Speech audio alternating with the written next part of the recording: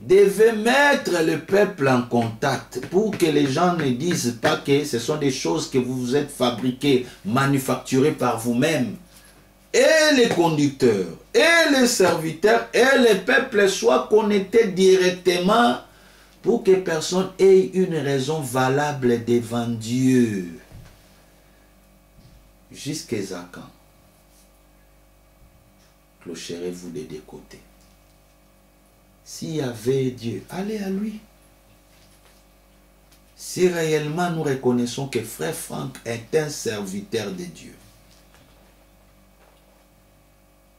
et son ministère est biblique selon Matthieu 24, 45 à 47, alors, mettons-nous aux côtés de la parole.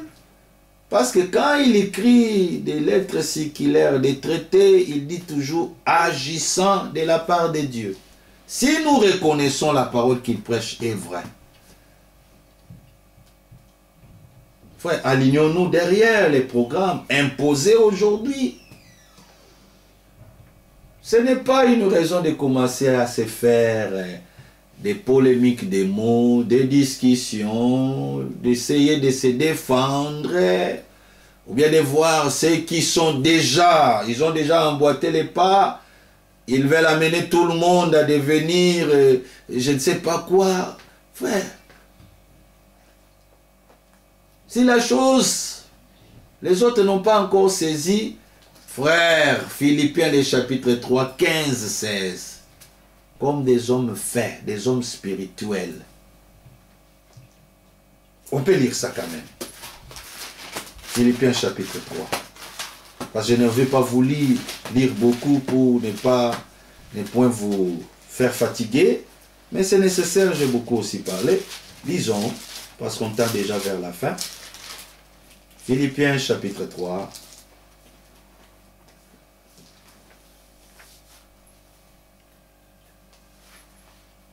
Verset 15 à 16.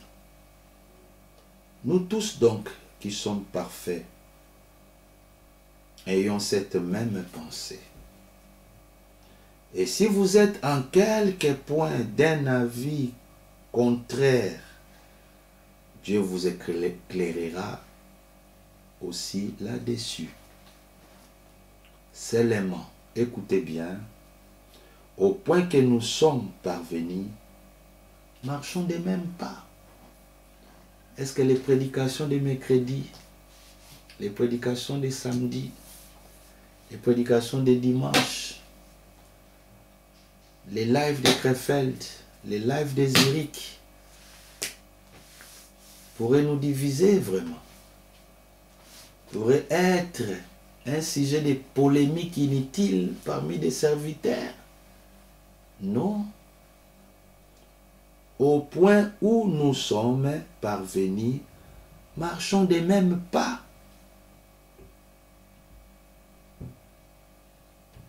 Pourquoi? Parce que le Seigneur nous éclairera.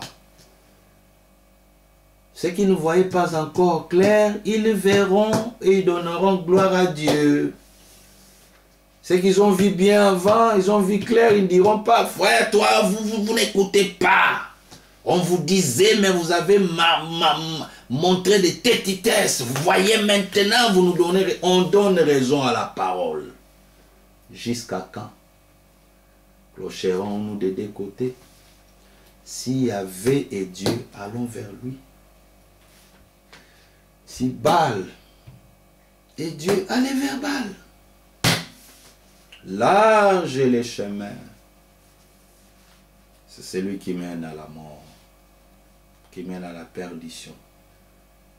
Mais le petit, l'étroit, chemin étroit, la voie étroite là, c'est celle qui amène à la vie. Et ce sont les violents qui empruntent ces chemins. Ce n'est pas un chemin de facilité. Bien-aimés frères, nous tendons déjà vers la fin. Mais je vais lire une prédication, une citation du prophète William Branham C'est une prédication qui a été prêchée le 16 août 1964 avec comme intitulé « Dieu confirma sa parole ». Comme nous avons lu dans un roi, vous connaissez l'histoire 18, Dieu avait confirmé la parole qu'il était avec Élie. Pas avec les prophètes de Baal. Dieu avait confirmé sa parole. Nous avions lu dans Ésaïe 55, verset 11.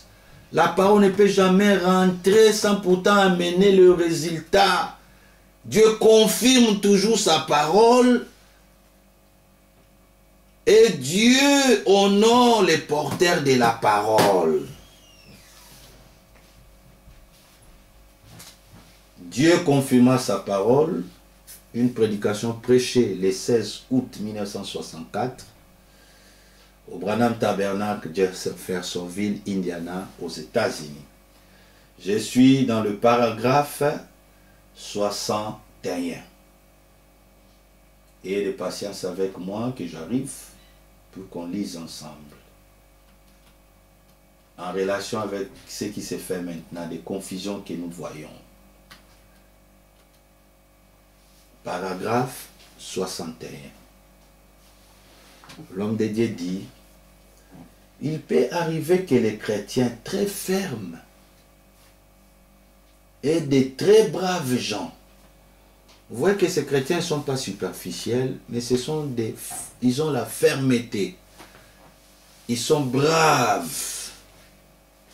Malgré cela, mais s'attachent à ce qui est faux.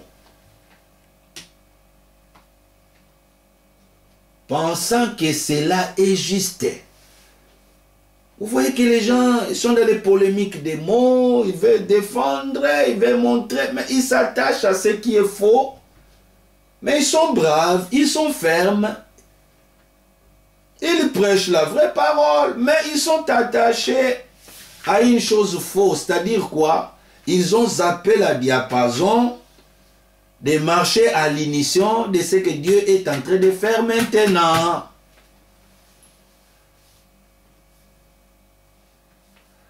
Pensant que cela est juste. Ils sont attachés à ce qui est faux, pensant que cela est juste. Mais, toutes ces choses doivent être éprouvées pour voir si elles sont justes ou fausses. Alors, les talons de mesure, c'est la parole. Pas tes avis, pas ton point de vue. Je pense à mon humble avis, la chose devait dérouler. Non, frère. Les talons de mesure, c'est la parole.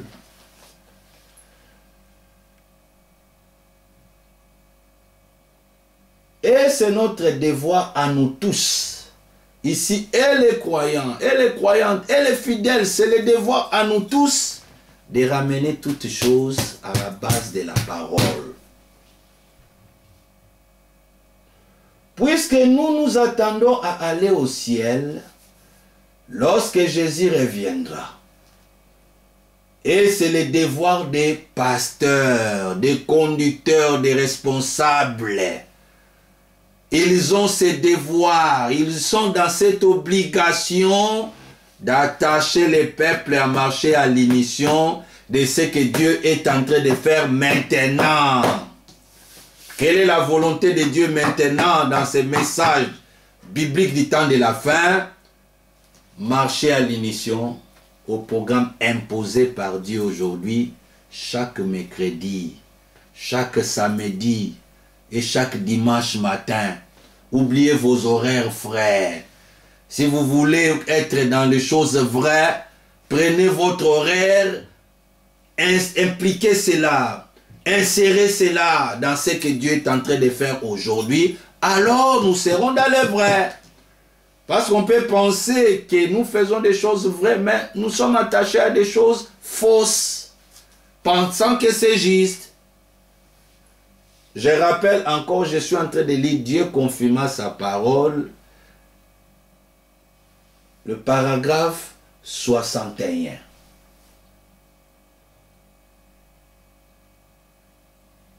Et c'est le devoir des pasteurs, lorsqu'une telle question est posée, qu'ils résolvent ces problèmes et qu'ils répondent preuve à l'appui, afin que les gens comprennent que personne ne soit trouvé dans l'erreur, s'étant attaché à ce qui est faux. Pour faute de temps, frère, qu'est-ce que nous voulons dire? Chaque question biblique aura toujours une réponse biblique. Et nous avions entendu avec le frère Franck qui dit, frère, ce sont seulement les incrédules qui ont des questions qui n'ont jamais reçu des réponses. Mais un croyant ne se demande pas. La foi agisse. Même si je ne comprends pas la chose aujourd'hui, même si ça m'embrille un peu, quelle est la diapason, quelle est l'émission, quelle est la marche que le Seigneur est en train de conduire son peuple. Mais je crois du moins que aujourd'hui il y a un programme imposé. Est-ce que cela nous fait des fanatiques? Non. Est-ce que cela nous fait des franquistes? Non. Bien-aimés frères, tout le monde peut parler comme il veut.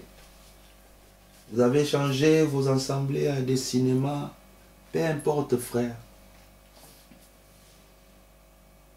Je ne parle pas de peur que je sois mal compris. Mais ce que je dis, bien-aimé, je vous dis, c'est la vérité. Alors, en relation avec sa frère, frère Franck a parlé, a dit, même des frères qui n'ont pas des assemblées, cherchez à trouver une assemblée qui est proche de toi. Ne restez pas dans des maisons, des modèles que nous voyons aujourd'hui. Ne restez pas dans des maisons, ne restez pas hébreux. Nous tendons vers la fin. J'avais dit, on est en train de faire un résumé de ce qui a été dit. Hébreux, le chapitre 10.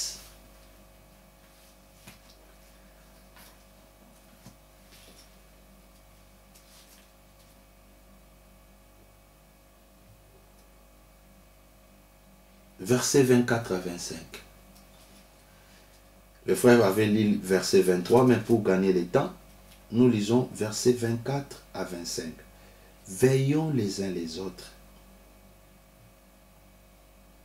Je répète, veillons les uns sur les autres.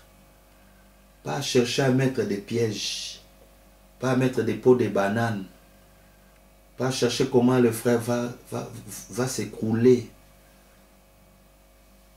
mais à veiller, pas à se reprochant, à montrer que l'autre est faux, pas à se donner des coups, pas à rejeter les autres, qu'ils soient isolés, qu'ils vous font plaisir.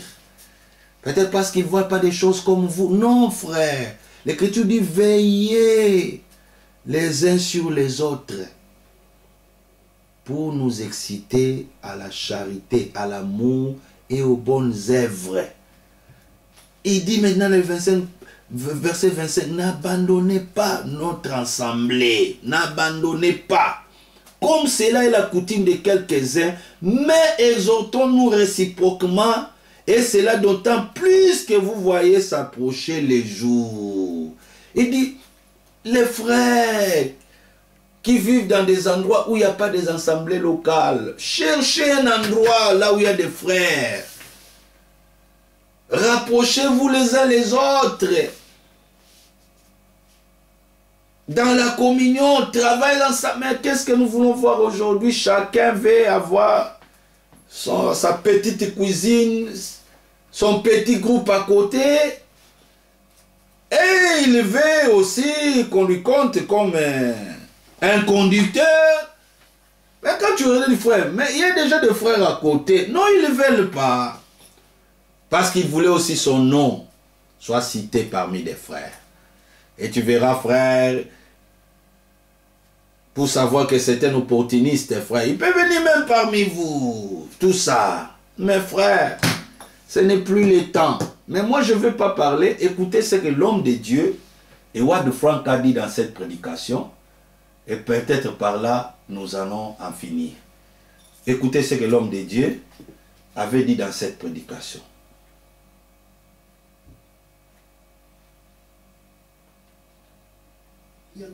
Nous lisons d'Hébreux 10,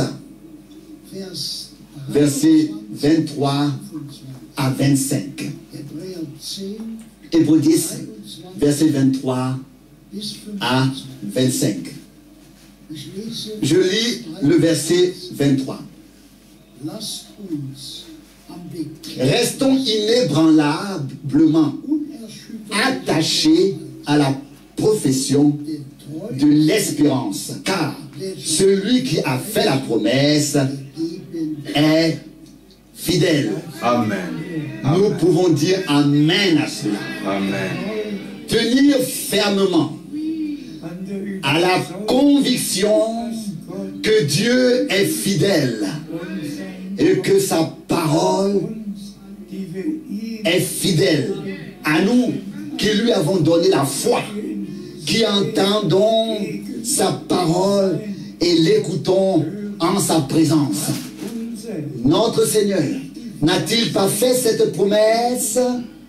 Là où 2 ou 3 sont réunis en mon nom, je suis au milieu d'eux.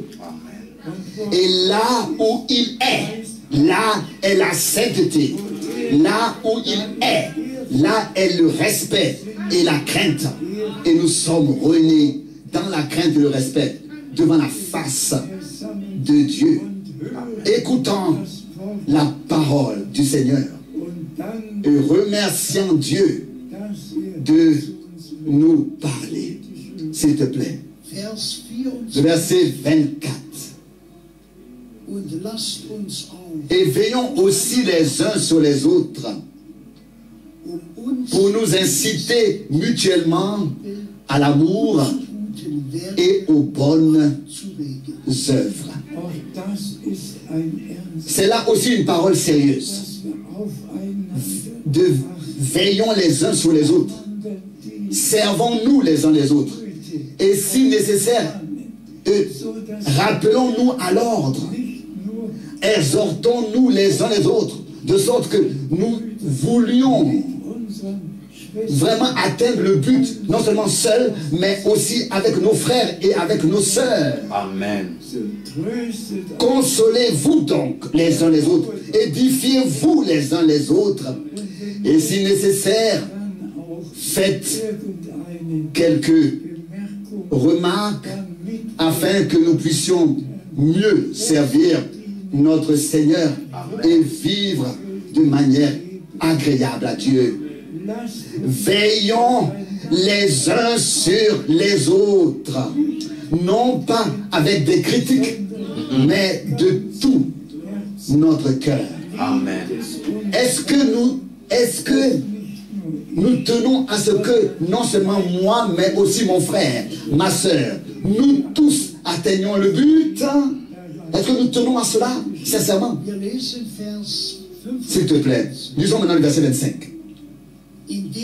Ne négligeons pas nos réunions comme c'est la coutume de quelques-uns, mais nous encourageons mutuellement, et cela d'autant plus que nous voyons déjà le jour approcher. Remerciez le Seigneur pour cet avertissement. Et nous pensons aussi aujourd'hui à toutes les âmes précieuses qui vivent dans la dispersion. Et laissez-moi vous appeler et vous dire, si vous ne faites partie d'aucune assemblée et que vous vivez quelque part Écoutez bien. à l'écart, Écoutez ça mais bien. qu'il y en a certainement 2 ou 3 à proximité, Vous avez bien écouté? Écoutez bien.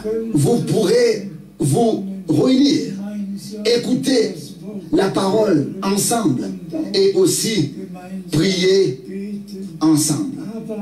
Mais tous ceux qui ont la possibilité de participer à la réunion s'il vous plaît, ne manquez aucune réunion, ne négligez aucune réunion, car dans chaque réunion, le Seigneur, Dieu, nous parle par sa parole.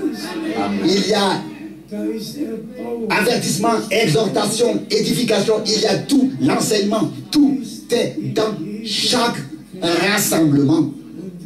Et nous remercions le Seigneur, d'autant plus que nous voyons le jour s'approcher, que nous soyons prêts pour sa venue. S'il te plaît. Nous lisons Hébreux 10, versets 35 et 36. Hébreux 10, versets 35 et 36. Ne rejetez donc pas votre joyeuse assurance. Elle apporte en effet une haute rémunération. Amen.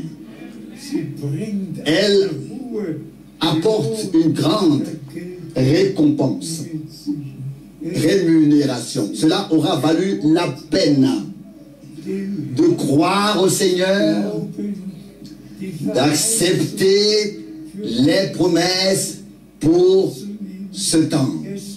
Cela aura valu la peine de participer, de prendre part au rassemblement, aux assemblées, aux réunions, même maintenant, pendant les transmissions et les retransmissions. Écoutez bien. Dieu a tout simplement conduit les choses ainsi. Maintenant,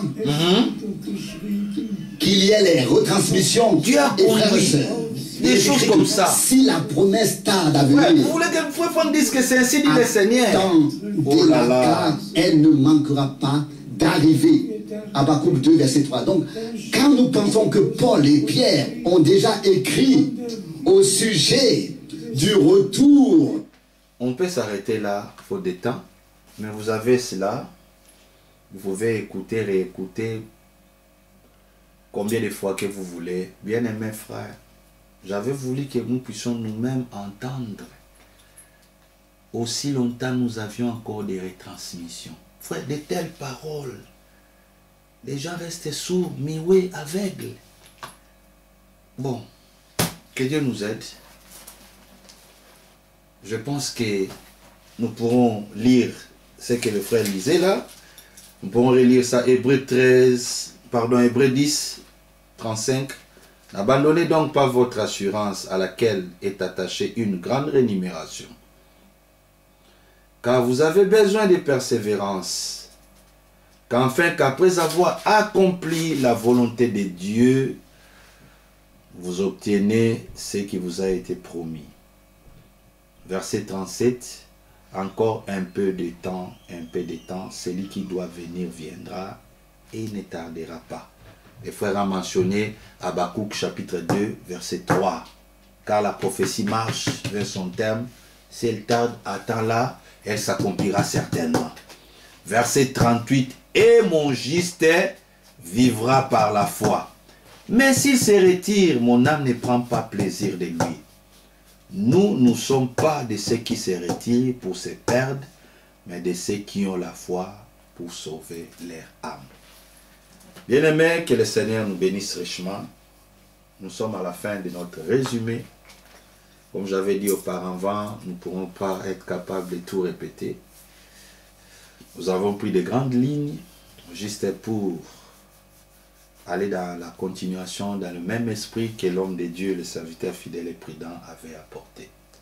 Que Dieu nous bénisse richement. Nous allons fermer les yeux pour prier et congédier encore cette émission, cette réunion d'aujourd'hui. Bien-aimé Père Céleste, nous te sommes infiniment reconnaissants. Merci pour cette parole de vie. Seigneur, nous voulons être trouvés dans ce que toi tu es en train de faire aujourd'hui. Bénis ton serviteur fidèle et prudent. Bénis tous les frères qui sont prudents aussi, qui marchent à l'unisson et au diapason de ce que tu es en train de faire aujourd'hui, d'être trouvé dans notre réalité, vérité présente. Bénis frère Franck d'une manière particulière. Nous l'aimons. Nous voulons, Seigneur, mon Dieu, qu'il continue toujours à nous servir cette nourriture valablement qui est nécessaire, salutaire pour les croyants. Bénis l'assemblée de Krefeld. Quand tu béniras Krefeld, pense aussi à toutes les assemblées de frères partout. Bénis notre assemblée de Sheffield. Bénis, Seigneur, tous les membres. Bénis mon frère Joël Dika. Bénis tous les frères que nous travaillons ensemble, ô Dieu. Réveille notre esprit à comprendre l'utilité de ces programmes imposés par soi-même, Dieu, pour que nous puissions aussi attacher le peuple à marcher dans l'ignition à la vérité présente. Bénis Israël, ton peuple. Bénis tous les frères dans le monde entier. Bénis nos familles respectives. Louange, majesté à toi. Au nom de Jésus-Christ, nous avions ainsi prié. Amen. Que le Seigneur nous bénisse tous. Nous sommes à la fin de notre réunion. Si le Seigneur nous accorde encore l'occasion, nous rappelons, frères, connectés chaque mercredi, samedi, dimanche. C'est un programme imposé par Dieu. Ne suivez pas ce qui se dit de gauche à droite. Les gens se moquent, ne se moquent pas de ce programme, mais veulent se moquer réellement de Dieu. Mais que nous ne soyons pas parmi ces gens-là, soyons sobres, équilibrés, restons calmes, et le Seigneur est en train de faire l'œuvre. Que Dieu vous bénisse richement. Nous allons encore nous retrouver à la prochaine occasion si le Seigneur nous donne. Bye bye.